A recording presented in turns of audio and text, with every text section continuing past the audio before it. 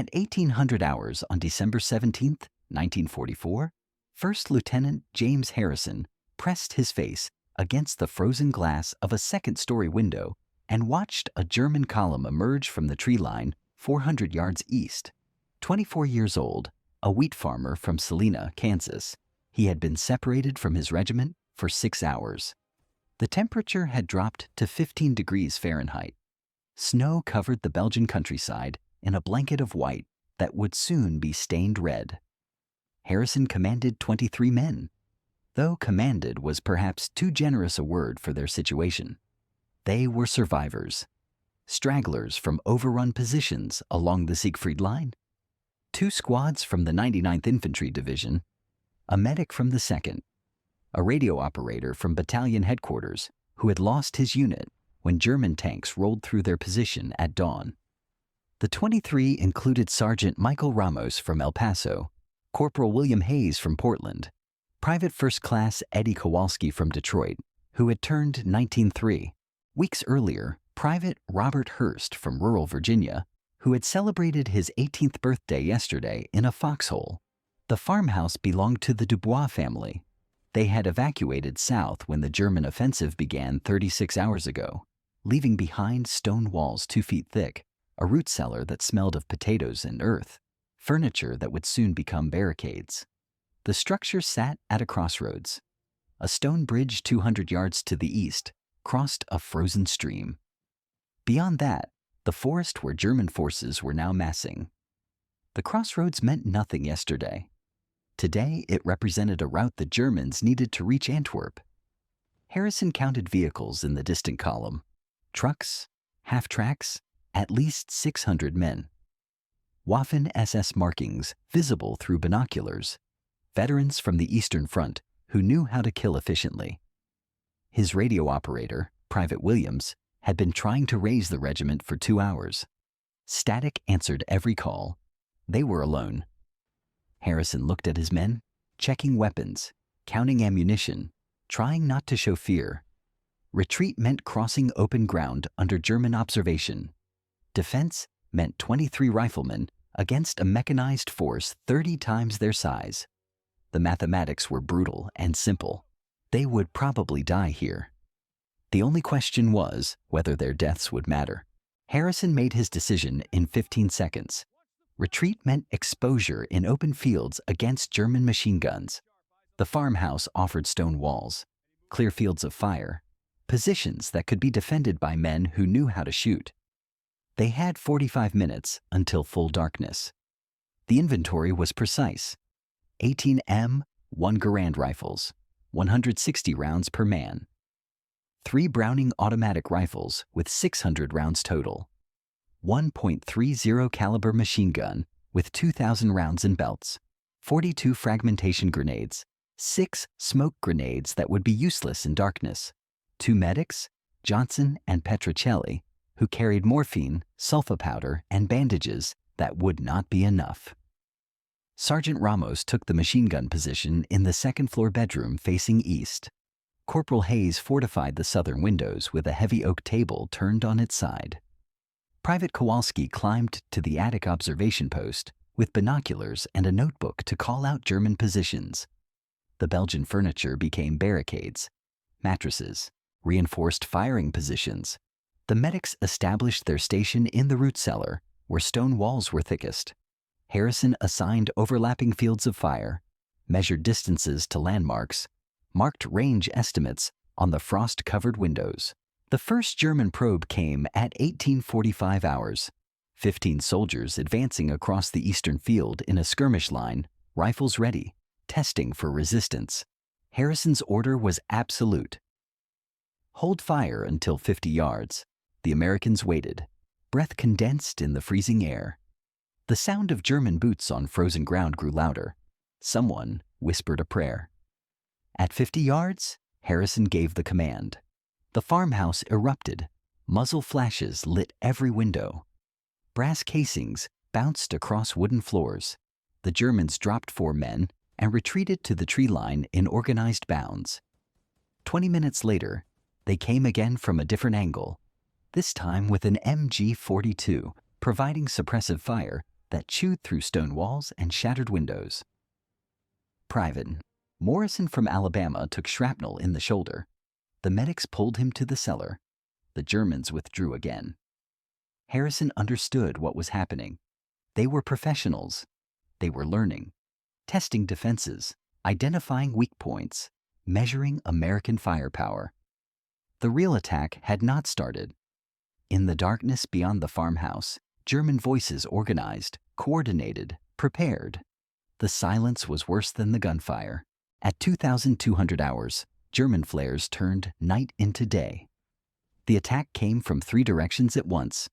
Over 100 Waffen-SS soldiers rushed across the snow in coordinated waves, while MG-42 machine guns hammered the farmhouse with streams of tracer fire. Harrison watched them come in squad rushes, 5 men moving while others provided covering fire. Then the next group advancing. These were not conscripts. These were veterans who had fought across Russia and France. The .30 caliber gun in Sergeant Ramos's hands swept the eastern approach. His tracer rounds cut through the darkness. Bodies fell in the snow, but more Germans kept coming. Private First Class D'Angelo from New York fed ammunition belts into the gun while Ramos fired in controlled bursts. Corporal Hayes worked his M1 rifle from the second floor, the distinctive ping of the empty clip ejecting every 8th round. Downstairs, the medics pulled wounded men to the cellar between bursts of fire. Harrison moved from window to window, directing fire, counting ammunition, watching their supplies disappear with every trigger pull. Private Hurst, who had turned 18 yesterday, fired with shaking hands, but did not stop. Grenades exploded against the farmhouse walls. Plaster fell from the ceiling. Stone chips flew through the air as German machine gun fire chewed through the walls. In the flare light, Harrison could see faces of the men trying to kill him. The violence was intimate at 50 yards. Private Jackson died when an MG-42 burst, punched through the stone wall and cut him down. The snowfield in front of the farmhouse became an obstacle course of German bodies. Their medics tried to recover wounded under fire, but the Waffen-SS did not break. They pulled back, reorganized, and attacked again. At 1:30 hours, Germans captured the barn 20 yards from the main house. Now they were firing from a covered position. Harrison was being flanked. He selected 4 men for a counterattack: Kowalski, Hayes, D'Angelo, and Thompson. They had 30 seconds to prepare for close quarters fighting. There was no other choice. The barn assault succeeded. 8 Germans died in close quarters, fighting with rifles, grenades, and bayonets. The cost was Thompson, with a sucking chest wound, and Kowalski bleeding from his arm. The barn could not be held. Harrison pulled his men back to the main house and counted German bodies visible in the snow. Over 40 dead, but more waited in the tree line. The pattern became routine. German probe, American response, German withdrawal, reorganization, another attack. Ammunition dropped to 40% of original supply. Harrison ordered semi-automatic fire only. Every round had to count. The temperature fell to 8 degrees. Breath froze on rifle stocks. In the cellar, 5 wounded men lay on the dirt floor while the medics worked by candlelight. Morphine was running out. At 03:17 hours, a sniper's bullet killed Private Hurst instantly. His body stayed where it fell. There was no time to move him. These men had not slept in 24 hours. Exhaustion made every movement difficult. The Germans changed tactics: less direct assault, more suppression and infiltration. Sniper fire came from multiple positions. German teams tried to reach the farmhouse walls under cover of darkness. Harrison's men listened for footsteps in the snow and threw grenades at suspected positions. A German demolition team got within 10 feet of the east wall before being discovered and eliminated. The night became disorienting. Flare light, muzzle flashes, darkness, repeat. No sense of time, only survival from one moment to the next. At 04:45 hours, Private Williams finally raised a friendly unit on the radio. 2nd Battalion, 8 miles west. Harrison reported his situation. 23 men originally, now 18 still fighting. holding the crossroads against heavy German forces. The battalion response brought the first hope. Relief force organizing. Arrival time unknown. Orders. Hold position. Delay the German advance. Their stand mattered. Relief might come, but sunrise was 90 minutes away. In daylight, the Germans would see how few defenders remained. One more push to survive. First light came at 6:15 hours. The battlefield was exposed. 80 to 100 German bodies lay in the snow. Wounded men in the tree line called for medics in voices that carried across the frozen field. The farmhouse was revealed as well. Walls pockmarked with bullet holes, windows gone, sections of roof collapsed. 18 Americans still fighting, 5 wounded in the cellar. Ammunition at 20%. The Germans had over 400 men remaining. Both sides could see each other clearly now. The scale of what had been accomplished and what remained was visible in the morning light. At 6:30, the heaviest assault began. The Germans committed everything. This was not probing or testing. MG-42s fired from 3 positions. Mortar rounds fell for the first time, exploding against stone walls. 150 soldiers advanced simultaneously in a coordinated attack. The farmhouse was being destroyed. Walls crumbled. The roof collapsed in sections. Sergeant Ramos died at his machine gun. Corporal Hayes took over the weapon and kept firing despite blood streaming down his face from a head wound. Harrison pulled his men to the ground floor as the second story became a death trap. Ammunition was critical. 10% remaining. At 07:15 hours, Germans reached the walls. The fighting moved room to room. Grenades came through windows. Small arms fire at point-blank range. The Americans fell back to the root cellar and kitchen. Hand-to-hand combat erupted in the main room with rifle butts and bayonets in desperation. Hayes died. Kowalski died. Williams died. 12 men remained, cornered and wounded. Harrison took shrapnel in his leg. Medic Johnson had no supplies left and used his own shirt as bandages. German voices shouted surrender demands in English. Then a new sound cut through the battle. American artillery in the distance, growing closer. The relief force barrage hit German positions in the forest. 4 Sherman tanks emerged from the western tree line, followed by a full company of infantry. The Germans were caught between 2 forces. They withdrew, then broke and ran. Silence replaced the noise. Harrison collapsed against the wall. They had held. Relief force medics moved through the farmhouse at 0900 hours on December 18, 1944, treating survivors and counting bodies. 11 Americans dead from the original 23. 7 wounded, some critically. The German count was precise. 92 confirmed dead in the immediate area. 60 or more wounded had been evacuated during the night.